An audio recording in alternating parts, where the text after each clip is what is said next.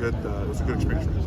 What's one of the positive takeaways you've seen from this unit that you've been working with recently? It's something that you think, well, we got to keep harping on that to get that correct. Well, I think the stepping up. I mean, you got guys who are banged up and hurt in 2 weeks, and so they didn't flinch.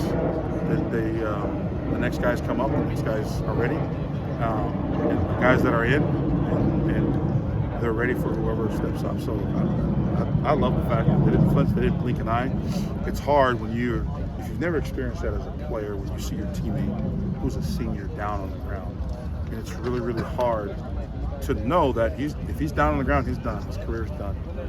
And to have it happen, and they're, you're huddling up, and they're staring right at him on the ground, but at the same time, they know they have most of the game left. I mean, that takes some, that takes some big, and for the guys to do that and to respond the way they did when that injury happened to a senior.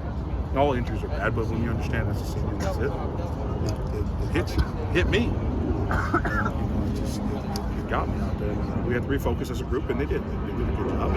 And, it's just the learning of how to, stay underneath the defenders, things like that. And then last week was a challenge because of unique defense.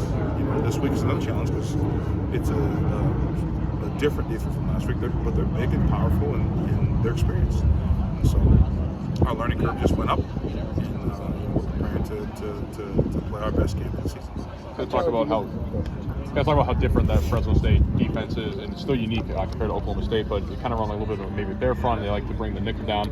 What do you just kind of see from them, and how do you feel like that'll change, or how are you guys game planning for that? Well, I know their culture, and I know, what they're taught, and I obviously, know those kids from my background, but, they're physical. They're strong, they're physical, they're a program that has a great culture, and they expect to win.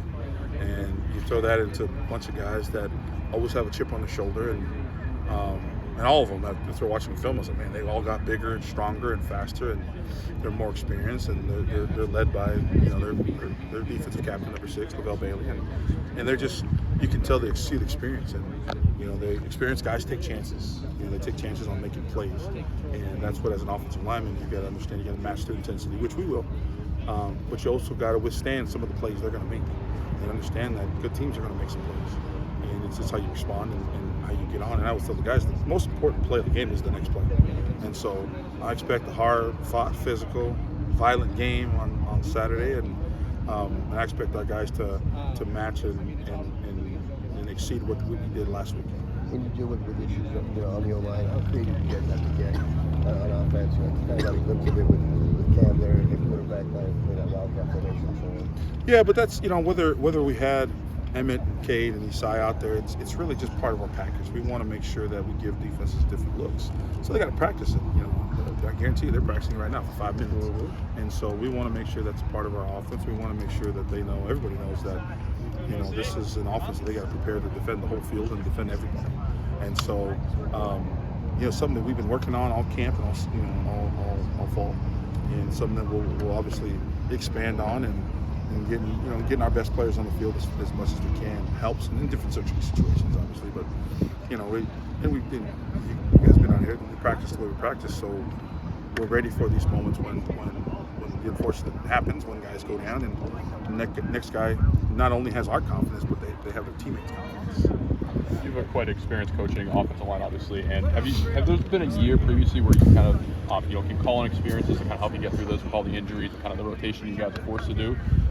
I don't. Someone asked, my wife asked me that, and I said, it just seems like every year, that's a tough position. It's a tough position to recruit. It's a tough position to keep healthy because you can't really rotate them like you do in most positions.